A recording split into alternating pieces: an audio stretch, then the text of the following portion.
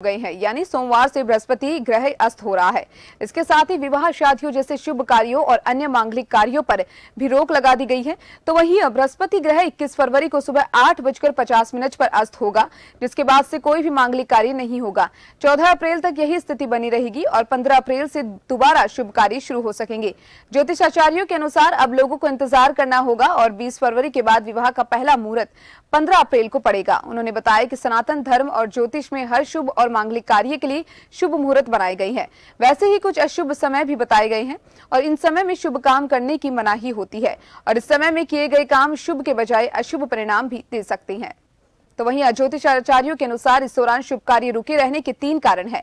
पहला कारण गुरु का अस्त होना, दूसरा कारण होली से पहले लगने वाला होलाष्टक और तीसरा कारण सूर्य का मीन राशि में गोचर करना।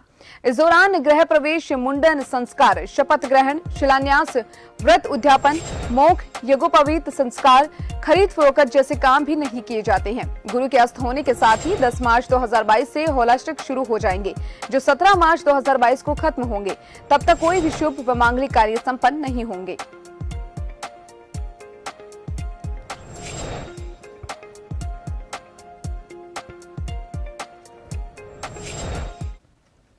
और इस पर मेरे साथ जुड़ चुके हैं ज्योतिषाचार्य पंडित देवेंद्र शर्मा। देवेंद्र शर्मा जी, आप ये बताइए कि अस्त जो हुआ है बृहस्पति, यहाँ पर बताया जा रहा है कि बृहस्पति अस्त हो गया है और कोई भी मांगलिक कार्य यहाँ पर अब नहीं होंगे। तो मांगलिक कार्यों की शुरुआत कब से होगी और कब से विवाह के मुहूर्त अब होंगे? हाँ जी, ऐसा है। बृहस्पति हमारे बहुत बड़े ग्रहों में नाम आता है बृहस्पति का जी। और तारामंडल में सबसे ज्यादा ग्रह अगर माने गए हैं तो सूर्य के पश्चात बृहस्पति है जी। बृहस्पति हमारे शुभ कार्यों के लिए और मंगल कार्यों के लिए बहुत महत्वपूर्ण कारक ग्रह हैं। स्त्रियों के सौभाग्य का फल देते हैं, पुरुषों कर्म और उसके खुशियों का फल देते हैं। धर्म के बहुत बड़े कारक ग्रह हैं। हमारे जो ज्योतिषीय आधार के ऊपर जब तक बृहस्पति की कोई कृपा ना हो तो किसी भी तरह के मंगल और शुभ कार्य या वैवाहिक कार्यों में सफलता नहीं मिलती है। इसलिए जब भी देवगुरु बृहस्पति सूर्य से 12 डिग्री के अंदर में आते हैं तो बस अस्त प्राय माने जाते हैं। उनका पृथ्वी के ऊपर उनका असर जो होता है उससे कम हो जाता है। लिहाजा जब बृहस्पति देवता का प्रभाव नहीं होगा तो हमारे शुभ मंगल कार्यों में ये ज्योतिष आराधना होती है कि सब कैसे भी इनको रोका जाए, जिससे क्या कि हमारे अच्छे शुभों में कमी ना हो। अभी वर्तमान में चूंकि सूर्य कल जब बृहस्पति अस्त हो गए हैं, देवगुरु बृहस्पति अस्त हो गए, तो इसको तारा बोले जाता है आम भाषा में कि तारा लग चुका है। और ये जब तक 12 डिग्री क्रॉस नहीं करेंगे जब तक बृहस्पति, तब तक तारा बना रहेगा।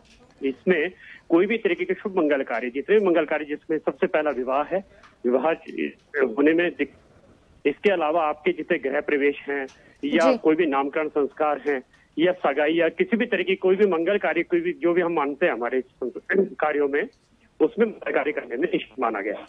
जी जी पंडित जी, 15 अप्रैल जी। वहीं अगर बात करें राशियों की, तो बृहस्पति अस्त होने का राशियों पर भी कुछ प्रभाव पड़ेगा?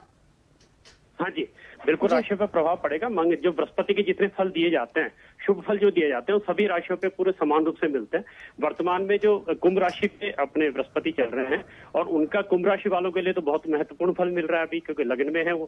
साथ में उनके नवम भाव और पंचम भाव भाग्य स्थान का और अपॉर्चुनिटी की बहुत बढ़िया व्यवस्था बैठ रही है। फाइनेंस के दृष्टिकोण से जितने फाइनेंशियल इंस्टीट्यूशन होते हैं उनके लिए बहुत फायदेमंद रहता है। तो लिहाजा बृहस्पति को अस्त हो जाने से एक तो बाजार पे बड़ा फर्क पड़ता है, मार्केट के अंदर जो फ्लो आता है फाइनेंस का उसमें कमी आती है।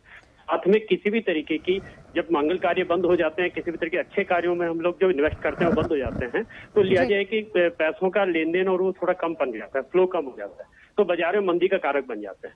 तो क्योंकि सभी ग्रहों और सभी राशियों पे इसका मंदी का प्रभाव पड़ेगा, कोई भी तरीके से जो शुभता जो उसकी दी जाती है उसका बहुत ज्यादा रिजल्ट जो आने वाले होते हैं वो दिक्कत आती है।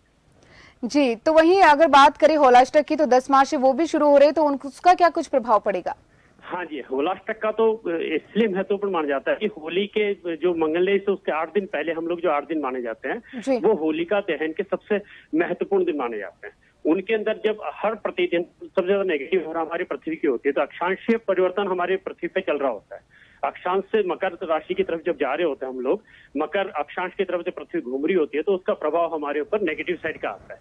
तो ये सबसे ज्यादा नेगेटिव ऊपर का समय होता है पृथ्वी का साइंटिफिक तरीके से। तो हम लोगों ने ज्योतिषियों ने जितनी भी ज्योतिष हमारे शास्त्र थे उसमें ये मान्यता ये कि इन 8 दिनों में अगर कोई मंगल कार्य नहीं की जावे या किसी भी तरीके के शुभ कार्यों में साथ ना दिया जावे तो ज्यादा शुभ रहता है। तो उस शुभता को देखते हुए आने वाले जो होली के 8 दिन के पूरे जो दिन होते हैं, जो जब तक होली पूरी नहीं हो जाती और मंगलने के पश्चात हम उसको अष्टहोलाष्टक को खत्म माना जाता है, तो लिहाजा वो 8 दिन विशेषतः कोई से भी कार्यों के लिए मना किए गए हैं। इवन यहाँ तक भी बताया गया है, हमारे पौराणिक देश जो कि हम गाँव में बसे हुए लोग हैं, सारी संस्कृति हमारी गाँवों से निकल के आती है। तो गाँव में तो यहाँ तक होता है कि नया कुएं से पानी अगर कोई नई बहू लेके आई है तो उसको मना कर दिया जाता है कि 8 दिन ही लेके आएंगे। तो इतना महत्वपूर्ण दिया गया उन 8 दिनों को कि हम छोटे से छोटे कार्यों को मना कर देते हैं कि कोई नया कपड़ा नहीं खरीदेंगे, नई चीजें नहीं लाएंगे। घर में अगर कोई नया भोग या प्रसाद बनाना होता है तो उसके लिए भी माना जाता है कि 8 दिन के बीच में ना किया जाए, क्योंकि होला चल रहा है। होला का मतलब तो अभी नेगेटिव पोजीशन ज्यादा चल रही है, ज्यादा उग्रता चल रही है। संचारिक जो हमारे जो परिवर्तन, जो मौसम के अंदर जो मौसम का परिवर्तन है वो बहुत नेगेटिव चल रहा है, तो इसलिए उसका प्रभाव हमारे शरीर पे भी और हमारे स्वास्थ्य पे भी अच्छा नहीं आएगा। इसलिए हम होलाष्टक को विशेष महत्व देते हैं। जी, बहुत बहुत शुक्रिया आपका हमारे साथ इतने विस्तार से इस जानकारी को साझा करने के लिए।